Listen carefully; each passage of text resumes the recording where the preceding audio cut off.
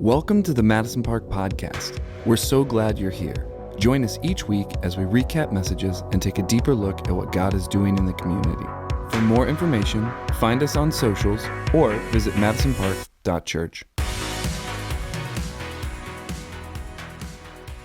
All right. Hey, everybody. Welcome to the Mad Park Pod. I'm Steven. Super excited to be here. This is episode 3. So, we're professionals at this point.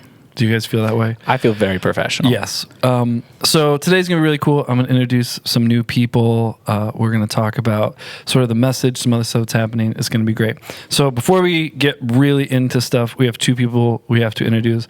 First of all, to my left, your right. Is that right? Yeah, that's right. Yeah. This is Kenzie or Mackenzie. What do you? Either one. Okay. She's the funniest person I know.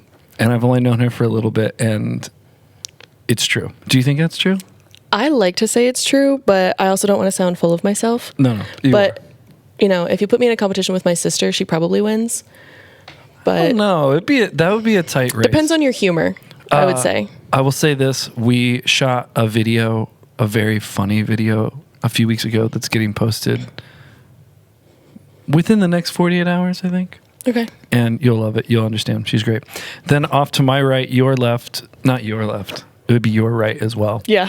But yeah, is Joey. And Joey is our newest staff member. So Kelsey, do you want to introduce him or do you want to introduce yourself? Can you do that? Hi, I'm Kelsey. I'm introducing myself first. This is Joey. He's our new student pastor. What's up, guys? How's it going? Super excited. He moved here. His U-Haul got here this week. Yes. Only one broken TV. And that was the only TV we had at the time, but that's okay. We have other TVs now. So we're all fine now. We're all doing great. That's perfect. So, you guys, I'm going to go there. So, Joey just moved here, last week, Yes. right? So you've been here officially 1 Sunday or 2? One Sunday. 1 Sunday. We took him out to lunch at an undisclosed location, and he ordered a sandwich. We decided then that everybody on the staff needed a food nickname. So if you see him, we're calling him Chicken Bacon Ranch. Fun fact, it's the first chicken bacon ranch sandwich I've ever had. So, Listen, okay, I'm not joking. I invented this scenario where I was like, I bet he came here and it's like, new job, new life. I'm going to order something I don't normally order. Yeah. He orders a sandwich and immediately we pounce on it as his nickname. So the fact that that's is real. 100% what happened. Yeah. So we call him CBR. I'm really sorry. CBR. Anyway, so that's the thing. So besides food nicknames, did you guys have a good week generally? Yeah. Joey, how was your first week? Honestly, it was a lot of fun. A lot of information, right? I'm getting onboarded by every department at the same time and being told everything we've got going on. We've got a lot of great things already moving, so I'm very excited to just jump in, but I'm just glad to be here. How does Indiana compare to Colorado? It's different. There's no mountains, which is fine. It's a lot more flat. Which is also fine. I grew up in Arizona, which was just a flat desert, so we got rid of the sand, and that's much better. So That's fair. I've heard people say that Anderson is like the Denver of the Midwest. Is that real? That's a really interesting thing. I have personally never heard that. And I've lived in Anderson for like 14 years, so that's a pretty bold statement. Yeah. That's new. Yeah. But not the to say it's not reality true. is I'm facing any direction at any point in Anderson. Don't know which direction I'm facing because there's no mountains. So it Yes. cannot be the Denver of Indiana. Just throwing Fair. that out there. Still, I'm not sure if I'm facing north, south, east, or west. There's the mounds. Yes, which I've never been to. I should figure that out at some point. Yeah, maybe so. It's fine. It's fine.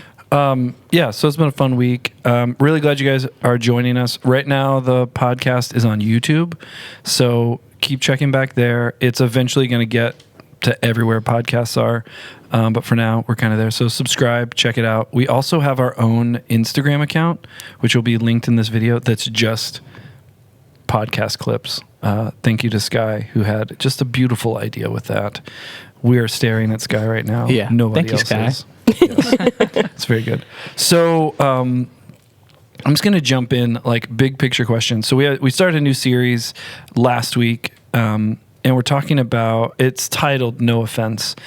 But I want to start off with a question because I think it helps guide a little bit of the discussion. If you have a series called No Offense, I think you're sort of starting from this base point of feeling like we live in a culture that is easily offended.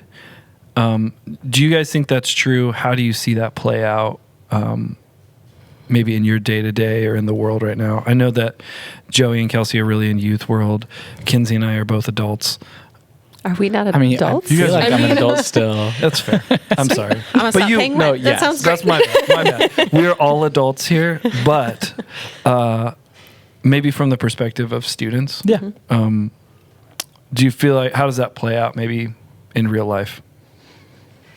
Oh, goodness. I mean, yeah, I feel like everything, at least when growing up for me in middle school, right, you were offended by literally everything. And you don't want to offend anybody at the same time. So it was a really dodgy time. And same with high school. And I don't think that's entirely changed. I think with social media, it's in fact just heightened even more because everything is being watched consistently and constantly. Everything you post, say, read, whatever.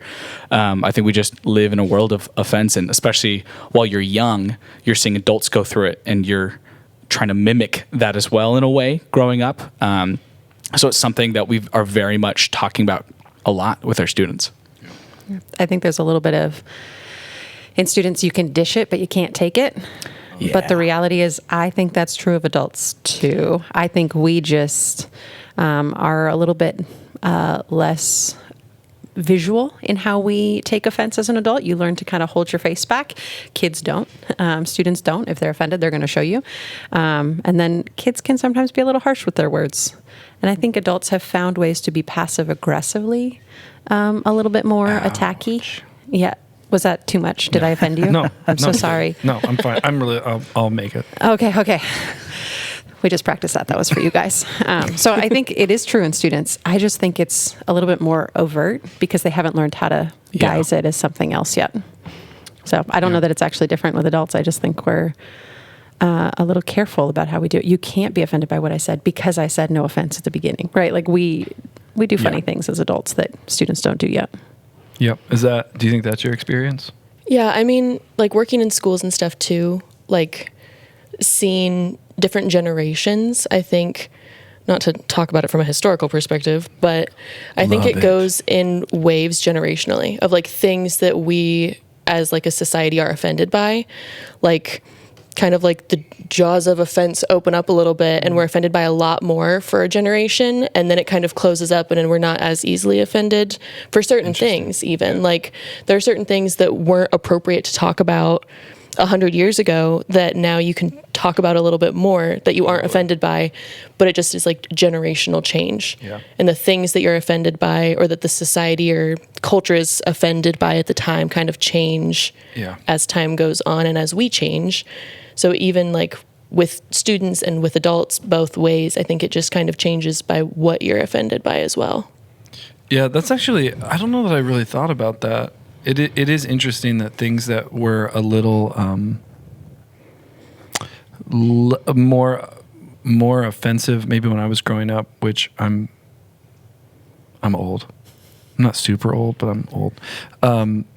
Like that is very common now. And so that is an interesting thought that like it sort of flexes generationally, because there are some things now that we talk about that wouldn't have been offensive 10 years ago that are. I'm curious, like, so my brain doesn't work correctly, I don't think. What do you mean by that? It's okay. Like, I think when people, like, we took Asher, if you guys haven't met Asher, he's our intern. We took him to this sandwich shop that I love, but it looks sketchy. Yeah. You know? And so I look at it and I'm like, this will be fun. He looked at it and thought, I'm going to get tetanus. Do you know what I mean? Yeah. So like, that's what I'm saying. Like my brain's like just a little off. Anyway, it's a great sandwich place. He loved it. Everybody enjoyed it, honestly. And nobody got tetanus. And nobody No got tetanus. tetanus. Let's go. It was so good. In the youth ministry business, that's a win. Yeah. Well, so great thing. But I was thinking about things that are, and even just in light of the message, when we talk about offense, like at a really high level, I feel like it's rooted in some insecurity or maybe a lack of clarity in an area. Do you feel like that's true? Absolutely. So we, in the Next Gen team, we usually ask a question out of the message in our meeting at the beginning of the week. And I asked the question, what is something that, because Heather talked about, you can kind of realize where you've been offended and been holding on to that based on where you get bitter or where you get resentful or where you get even sarcastic at some point, which maybe is hard for some of us to swallow, that maybe that sarcasm is hiding something. But all of us on the team, I won't disclose it, team, you're good. Yours I might disclose because you're here, so it's fair game. But each one of us, it was some area that we feel inadequate or inept. And it makes us go, no, that's not true. Or like it makes us react to something that we're afraid others might think is true about us or that we may think is true about us. And so how do we not almost like double down on that's not me, to try and prove that those thoughts or those stereotypes or those fears aren't true. But it was fascinating because each one of us on point, it was something that we take personally because of our own insecurities. It was absolutely accurate. Would you say that was true? No, absolutely. 100%. Do you want to disclose what you're... No, I'm just kidding. No, you don't have to do that. I mean, I don't mind, but... Well, I think it's interesting. I can disclose mine. I mean, for me, it's been a big thing about communication. I've been in long distance relationships, and those really focus on communication a lot. So that's been a very big just focus of my life the past couple of years. And I think the spot that I've in the past, 6 months, a year, God and I've been working through of where are you taking offense? Where is there a stronghold of bitterness, of not necessarily hatred, but disdain, and where you already kind of in that negative feel the moment you start? It's been in lack of communication and not even just lack, just people just deciding not to communicate.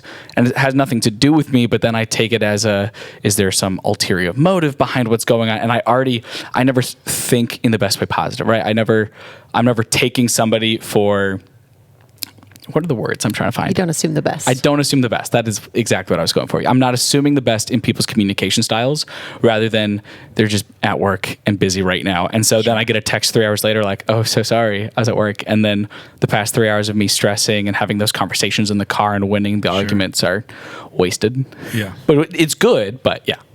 Yeah. I think it's also interesting. I mean, it's not a coincidence that we started a series on offense in a political season where legitimately it feels like that is all we do is talk about what's offensive.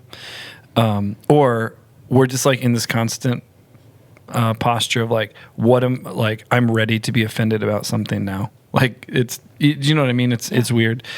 And so sort of in light of the last comment, I think the place that I find myself frequently is in this place of like, if offense is sort of rooted in this idea of like maybe a lack of clarity or this sort of sensitive situation, aren't we as people who are following Jesus, don't we have the most clarity and the most hope? So like sort of expanding that, should we not be the most resilient? And yet I find myself maybe just like culture being offended by the little things. Do you feel like it's true, or do you resonate with the idea of like, because of our relationship with the Lord and maybe that all the things that entail that, should we be the most resilient, or is that even the wrong posture to have? Yes. Just kidding. We're probably supposed to say more than yes. Yeah, short answer, yes. I think it's more than just resiliency. I think it's following after it with grace, right? It's not just being able to take it, but it's able to then love your way through the opposite end, right? When I've been misreading conversations I've been having with people, and because of the sermon, it's actually been really helpful to, am I looking at this in offense? Am I taking this bait that's been laid out for me by the enemy? Yeah. Or am I looking at this with a posture of grace and with respect and with love and with hope? And so the moment I look at it through that, if I have any questions that I'm starting to panic over because they're not giving me information, I just ask, and I've been given the answer, and there's been no discourse. Yeah. So I don't think it's just, do I need to hunker down and take this offense? It's, how can I give clarity to the situation? How can I give grace to this person and grace to myself? I mean, I don't just have to take it, right? We're all doing things together. It shouldn't be like attacks on each other. We're just having to repel or resist against. Well, so sort of a pseudo segue. Heather was talking about the devil's tackle box. Yeah.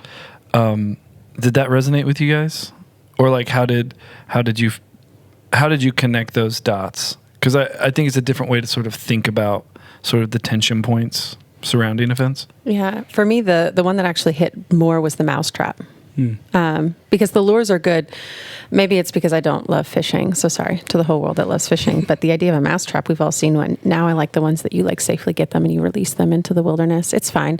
I'm not saying we should do They're that with gonna the come enemy. back. We should not do that with the enemy. They We come should back. squish him. It's fine. They do come back, but not to me. They come back to someone else if you drive far enough. It's fine. Anyway, the mousetrap one made the most sense to me because it's what I want. Right? A lure is what they want, but like a mousetrap is specifically designed for me for something that I want or I desire. And so if we even attach that to insecurity, it's almost like the enemy is like, here's something you want or don't want to be associated with you. Let me just put it out there and see if you can respond or not respond. Let's see how you handle. Are you secure enough in God to not react or respond? There's even, I want to say it's John 15. If I'm wrong, Heather, I'm so sorry. When Jesus is talking about how he's like, the world hated me and the world will hate you. Well, if that's true, am I secure enough in my salvation and in the mission of showing people who Jesus is that I don't take the bait because I know, yes, people are going to be offended by me. People are going to tell lies about me. People are going to say things about me that aren't true. I am going to have to wrestle with the fact that some people don't see me accurately. Yeah. Or do I take the bait every time and go, let me tell you who I am, and like come back and fight it all the time? Yeah. So I think that trap really was clear because it's there. I think constantly it's there. And I think sometimes we do it on purpose, maybe to those we love, where we like set them up, where we're like, are you going to do the same thing you did last time? Or do you really love me? And so it's an interesting thing that the enemy sets it, but how often are we participating in setting those traps, which is maybe a little scary to think about too. Yeah, I agree. Well, and I even think I liked both because I think there's multiple different types of traps, right? The way you catch a mouse is very different than how you catch a fish. For the fish, a lot of times you have to slowly reel back in. You have to keep the lure moving. And I think sometimes we have people in our lives who are continuing to pass that bait in front of us. It's not just a trap waiting for us to stumble over it, but consistently, I feel like I have a person bringing up this rumor they heard about me or this lie they heard, things like this, or like, oh, my ex-girlfriend or my ex whatever, this is how they did. And it's consistently bringing up this insecurity, just waving it in front of your nose. Yeah. And it's, do you take that bait? Well, I had again, brain doesn't work right. Do you guys remember that? I think it was an insurance commercial where it's like a fisherman. He's in and he goes with the dollar bill. Yeah, gotta be quicker than Gotta that. be quicker You than know what I'm that. talking about? Yeah. And the funny thing about that commercial is like it's clearly, and I'm expanding on this way too much. It's clearly like on a hook and it's bait, right? Mm-hmm. But you're still like, God, like you're still gonna go after it. And it reminded me when I was a kid, we lived on like a retention pond. I used to say a lake, but that's like, what's a retention A big pond? lie. that's, yeah. I mean, it's not a lie, but it's like, that's really glorifying this puddle. Like that's a whole nother story. That's another story for why I probably need to be in therapy, but whatever. But we had this fish, and we'd go out there and fish, and we called him Willie White Eye because he was missing like an eye and it was white. I feel like every retention pond. Yeah, it's got to have the one like legendary fish, actually. Yeah. But this fish was funny because you could count on catching him every time. All you had to do was throw the bait out there and he would just grab it. And it was, I think, as Heather was talking about this, I was thinking like, what are those things that like every time I take the bait, where it's like, it's like he knows, like, I'll bite this and then I'm going to get out of the water and the kid will shake me and he'll throw me back in. Like, what are those things in my life where it's like the enemy knows, like, he can get, like, where I don't even, it's like I know that it's bait and I still take it. And so I remember on the drive home just like thinking, like, I don't do that. Do I do that? Maybe I do that a little bit. I guess I do that. Oh my gosh, I do that. It was like this sort of descent into that whole thing. Do you guys have things like that in your world that are like maybe obviously trigger, I'm mixing metaphors, obviously bait that kind of trip you up? Or do you see that in students even? I've got a daughter who's 8, and so I'm like bracing for the next season. She's a wonderful, wonderful girl, and she's incredible. But I worry about like, these things are out there, and seem to just bait them. Yeah, so I grew up in a decent sized family. There was 5 of us kids. I'm the middle of 5, number 3. Woot woot. But I was just talking to the eldest 2 siblings, so my older brother and my older sister. And growing up, my older brother always made fun of my sister's eyebrows. And Stop. That's happened to me. Yeah. You have great eyebrows. You have great eyebrows. Yeah. For a long We're just gonna sit like time. this for the rest of our time now. For a We're doing long great. time, they were like bigger than what was like popular. Right. So Which is now popular. yeah, is exactly. yes. So I'm like, I just had to wait my time. Yeah. Wait for Well, my time to shine. And so I asked my brother the other night. This was literally just like, I don't know, it was 2 a.m. I was like, hey, why'd you make fun of her eyebrows? Because we were recalling the day. We're like, in our little house, every once in a while to spice things up, freshen things up, we would all just switch rooms. So with 5 siblings, you get a new roommate in a new room. Did you transfer clothes, or you wore what was in there? Oh, that would have been so much better. No, Especially when you move into your sister's room. Yeah, moving your sister's room. Story. I mean, I've been dressed up in all the dresses and everything. That already happened. But so she was showing us, like, she just finished decorating. She was the first one to get her own room. This was really big. We always had, like, I lived with my little brother and then my little sister and then my older sister and my older roommates with every sibling, right? Yeah. She was the first sibling to get her own room. Amazing. And we walk in there. She'd painted the wall with chalkboard paint, which was new. No one had ever heard of chalkboard paint before. And she'd drawn like, "Hi, family, welcome to my room." It was very sweet. And he walked in there and he said, "Okay, but why are your eyebrows uneven?" And he walked out. He walked out, and she was like, "What?" So It's the she runs one-liners. to the mirror, right? And we're all screaming at each other. And so then it became a family joke, of course. And I asked him, I was like, "Why'd you do that?" And he just said, "Because it's my job." He said, "What else was I supposed to do other than make fun of my sister's eyebrows?" And I think, just going back to bait, I think, because you were talking about students, siblings consistently, just anything you can that you know about your sibling that will just get them just to, I see it in students all the time, especially because we have siblings. And so they'll be playing 9 Square or Gaga Ball or something, and they say something that to us sounds completely harmless. Like for a while, we just started looking at my sister and go, "Eyebrows," and she would freak out at us. Now, for any youth leader, they'd be like, "Why did he just? Is that her nickname? Should we all call her Eyebrows?" God forbid. No. It almost sounds like she was, what's that called, where you wave the thing and Hypnotized. Hypnotized, Like yeah. say- Oh, I was whenever you like, say eyebrows, she there are a lot of eats things you donut. could wave the Eyebrows, thing yeah. Sorry. And she would go into like a rage frenzy. Yeah. Eyebrows. My fault. Sorry.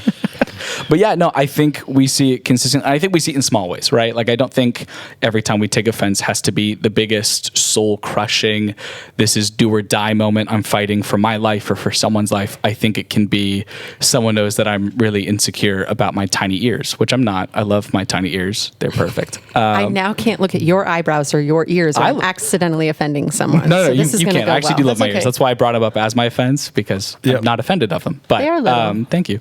They're very small.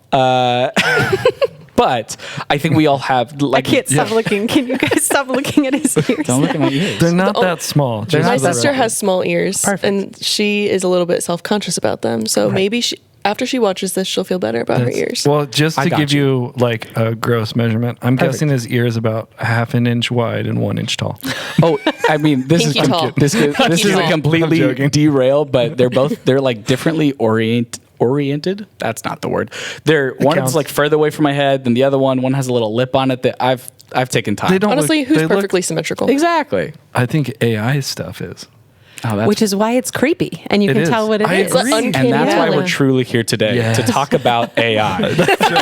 AI is offensive. Actually, Yes. Well, so the other thing that like this series kind of brought up, and I'll let you guys respond because it, one, I don't want to talk the whole time, but the other thing that's weird about offense is that because it's like sort of birthed or latched onto in kind of this righteous conviction, we hold on to it. I mean, do you guys feel that way? Like, I think I'm recognizing that in my own life, where it's like almost self-righteous to like hold on to your offense.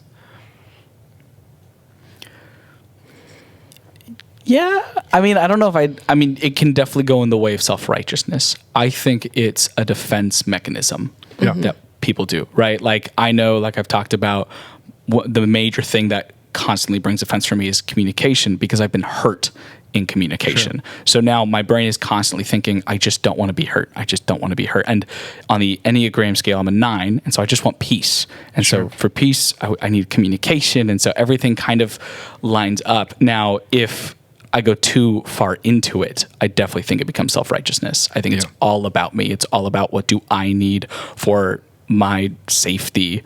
And then at some point it's my comfortability. And then it's just, what do I want? Right. Yeah. Well, and I think the thing that stresses me out, and Kelsey and I have talked about this in other ways, is it's like when you have something like that sort of like has gripped you, you start to view the world that way.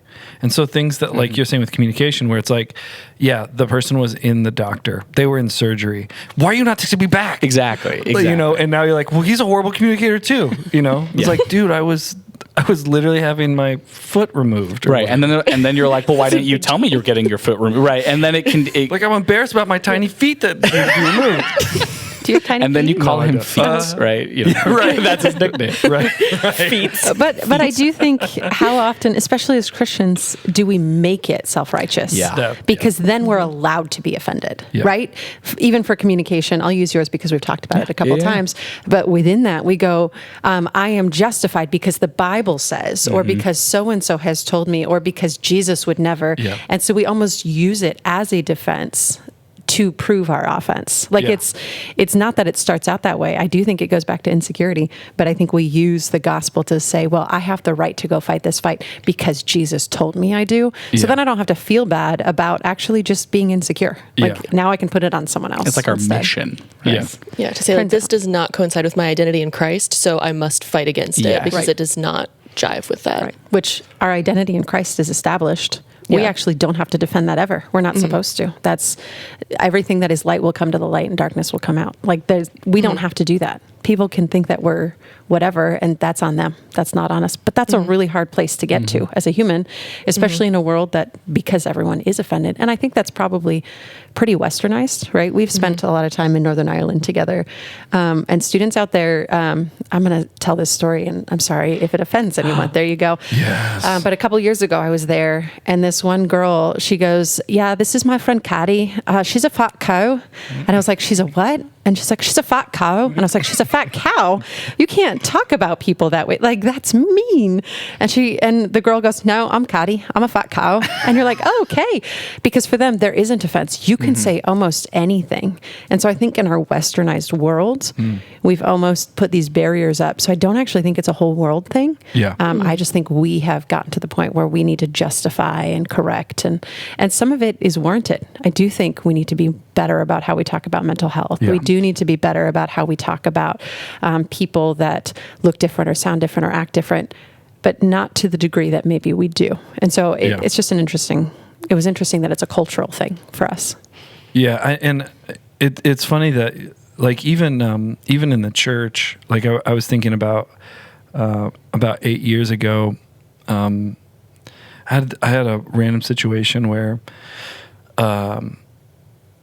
a person came up to me after a service, and this is in a church, mind you. This was not like, I was not playing like at a wedding or something. And this person said, and I'm paraphrasing a little bit, they said, "Why do you hate us?" And I said, "What?" And they're like, "You never play any of the songs that we like, and it's always too loud, and it's clear that you hate us." And I remember I was significantly younger then, still kind of old then, actually, ironically, but but I remember being like, so we did a song, and your response to that was, "I hate you." I was like, that's really offensive. And then I did the totally normal thing and labeled that entire community of people and took offense anytime I got criticism from them. Right. And it's like this weird sick cycle of like, never like letting offense create offense, which then creates, these unhealthy things. And so I do think that is something like unique not like exclusive to Western culture, but it is interesting how it feels like it's so prevalent here and how it like feeds on itself. Right. Which Maslow's hierarchy of need. Let me just be a nerd for a second. Yes. Within it, like there's this pyramid that says we need our initial needs met first. We need food and water. We need, what is that called? Shelter. I got it. Don't worry about shelter. it. Yeah, Then Is you air need one of them? community, and it like builds into, as you get these things, you can grow to the next step. Well, the top part is self-actualization that says, I know who I am. I know where I fit.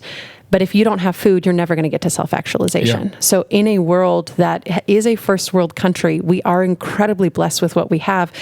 We've filled Maslow's hierarchy of need almost to the point that Sure. we've gotten to everything is now self-actualization. So by talking to each other, what we're saying to each other is, this is who you are, this is who I am. Interesting. Instead of just saying, hey, this is a song, we're saying, this is a song about who I am or who you are, right? Like there's Yeah. something to... We've over self-actualized. If Yeah. you say something the wrong way, we're actually saying that about this whole group of people, and Yeah. we have intentions of doing that because our concerns aren't necessarily for the bottom rungs. So the people that most easily get offended are often the ones that have all the things they need to survive and thrive. Interesting. Because everything is now personal. Yeah. So how do we do that? Well, and even the gospel talks about, he said, it's harder for a rich man to get into the kingdom of heaven, right? Like it is hard for us when we have all of our needs met to not get offended Yeah. because now it's a personal thing instead of trying to work through it. You know, actually, that reminded me of something that happened a few weeks ago, and like at church, it might have been a few months ago. I'm so like Bad at time. I could tell you what happened yesterday, but then Right. anything beyond that was a few weeks ago. A few. Everything is just referred to as the other day. The other Yeah. day. But I it was, was 2 I was years born ago, a few 2 weeks days ago. ago. It's fine. But I had somebody at our church that said, "There's this guy who just like every week he takes all the candy, and so like we've been hiding it." Oh, my bad. And I was like, "Oh, kidding. okay." And next week I happened to be out there, and I saw this guy like digging through it, and so my first thought was not like, "Man, I can't believe this guy would take the free candy that we have out. It's free, out in the open for people to take for free." Anyway, so I went and talked to him, and he got kind of red in the face, like nervous, and I said, like, "Do you need anything?" And he's like, "No, I'm just getting some candy." And I said, "Man, that's like you filled up your pockets with like candy." And he said, "Well, I won't eat probably till Tuesday, in between jobs," and like started saying this whole story and learned a lot about him. And I was like, "Well, dude, if you know, here, let me get you something to eat now, like that. You don't have to do that." But it's so funny that for whatever reason, at times, like you were saying earlier, your first instinct isn't, there must be a rational reason. The first thing is like, I'm offended. Like how We jump to extremes so quickly. isn't that weird? Yeah. So we were talking, a lot of my favorite shows and such were, early 2000s, things like that. Yeah.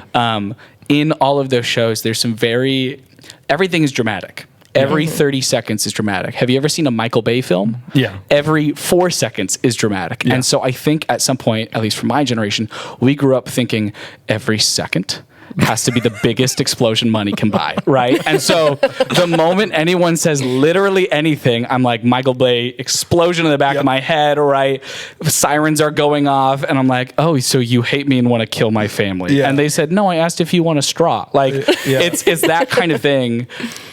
I was going to say What were you no. gonna say that? No, just the turtles. No, just the turtles. Oh yeah, Thought sorry. that Yeah. might be It's, do you want a offensive. straw? And then your brain goes, oh, so you hate old turtles? What about the Ninja Turtle? Right. Yeah. It goes in this weird direction, and I think that's because at some point the media changed. I also grew up on a lot of older stuff as well. So like the Dick Van Dyke Show wasn't like that, right? But then you start to go things more like The Office and Parks and Rec, and I love all these shows, but they have to make it entertaining, so everything has to be dramatic. Yeah. And so growing up, you look at what all your friends are doing, what all the parents, the siblings, the older people, and everyone's watching these shows about people being dramatic. Yeah. So that's what you reflect. And so I think that has really been helpful to the offense culture in a bad way, in a negative way of it's so easy to take offense because that's all TV show is people taking offense and trying to resolve it within 30 minutes and 4 ad breaks. Yeah. But There aren't ads anymore.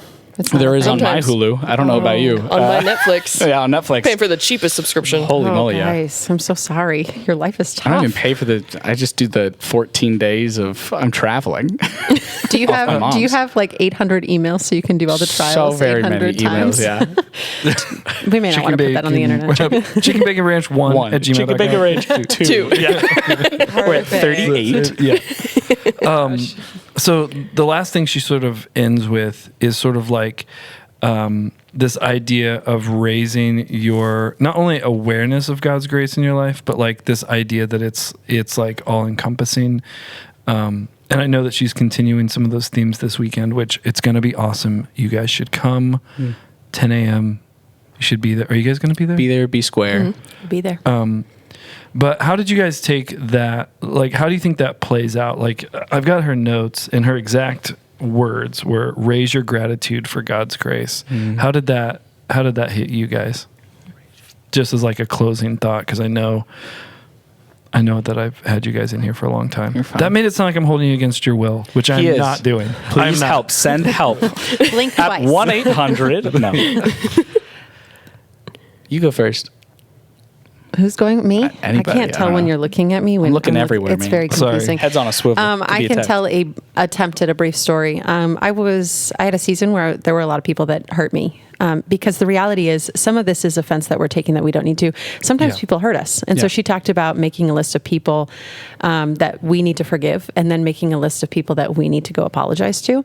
And there was a season in my life that I was hurt by a lot of people. And so I took a trip out to Seattle. It's my favorite place to go in the States. It's fantastic. And I flew out there and I had this Airbnb and I wrote out all the people that had hurt me in this season. And then at the end, like each person on an index card. And then at the end, covered them in red.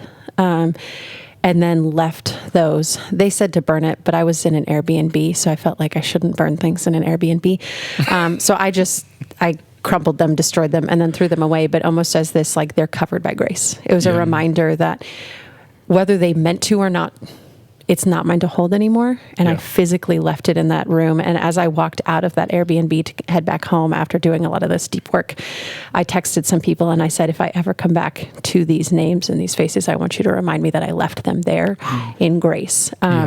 To say that I've been perfect at that would not be true. And I've had people that have had to say, Kelsey, you left that. Like that's covered in grace. Like you're over that. That person doesn't own you. You don't have to hold that anymore. And it will come up in other situations that have nothing to do with them. And I have to go back to those moments and remember that I released it. Yeah. I think the one that is sometimes harder is how do we then go to other people and ask them for forgiveness? And regardless of how they respond, know that we're covered in grace too. Because I don't think I can give grace until I understand that I've received it and that I'm not held to it as well. And maybe that's me personally. I think we have a hard time one direction or the other. But I've had to do both in that season. So that was a weird story to share. No, I loved it. It's funny because I had a very similar experience, but also so vastly different. So the past 7 years of my life have been just crazy. My testimony kind of goes in a lot of different directions. A lot of loss is mainly what it ends up being. But a part of that, we just went to Ireland and had an amazing time. But something, I won't fully go in on it because I plan on using it as a sermon at some point for the students. So I don't want to spoil it too much, but I will spoil a little bit, a little sneak preview.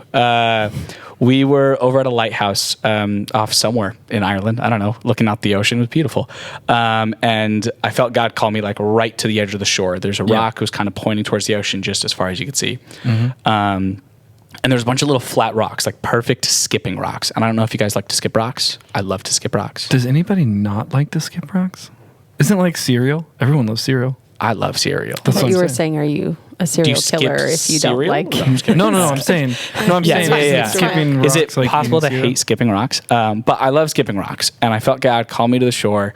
I picked up, 14 of these random rocks. And we went through the past 7 years of loss. And he said, give value to each rock. Give each rock the weight of something. And as I was giving them the weight of something, I realized I was giving him I was looking at kind of like a to-do list, right? And it's as if I crossed those off. I've already worked through this, but I never got rid of that page on the to-do list. So every time I looked at the next thing to do, I still saw what I crossed off. Sure. So it still kept kind of coming up and bringing a little bitterness into my life. And so I really felt him say, I want you to officially cast it out. So give the weight of whatever that thing was and cast the offense out into the ocean. Yeah. So I was casting rock after rock, and I genuinely felt lighter after every one. And there was one that I got to, and I looked at the rock, and I was like, I can't throw this yet. I want to throw this so bad. I want to give this to God. I cannot throw this yet. Yeah. And I was really struggling because I was like, I don't want to take this home. Yeah. To know that I take this home feels like I'm admitting defeat, which is in a way fine, right? Sure. But I knew there was another direction that I could go in, so I prayed for a while. I even tried like putting that weight into other rocks, and I threw those rocks, and I felt nothing. I knew this one rock was the weight of this biggest thing, and I picked up a second rock that looked very familiar, and I said, I'm going to kind of W the junior of this rock to be a reminder to me. And then I slowly got down and I put my hand in the ocean and I just let the ocean take the rock away instead. As significant as I can't cast this out on my own yet. I'm not fully done with this one yet. I can't just put grace and say I've recognized everything. There's a lot that I need to work through on this, but I'm giving this fully to God to work with him. Yeah. I'm giving this, he has to take it, and the ocean took it away. I never saw it again. And I have that other small rock, I still have it, and I brought some of those stones back so we can skip them in the lake, pond, whatever's behind the church. Yeah. So I'm excited for that, but it was a very different feeling, but it was very freeing to say, I know I genuinely don't have the strength for this, and I haven't worked through this, but I want to, and I will work at that, and I know I'm going to fail. I know there's still going to be times I take offense to what this person says or what the situation is or what happens, but I know that God can kind of cover me in grace with this. Cool. Yeah, I mean, that's a pretty powerful visual of like, I mean, I love the idea of the page even, like going about my business, but it's like still kind of haunting you. Yeah. So it's as if like I was able to finally tear that page off, and I still kind of had to rewrite that last one, but I also could kind of check it off. I didn't cross it out. I could check it off because I know God has got me on that one. Yep. He's got me backed up. Yeah, that's cool. You guys have any closing thoughts, anybody, before I kind of wrap this thing up?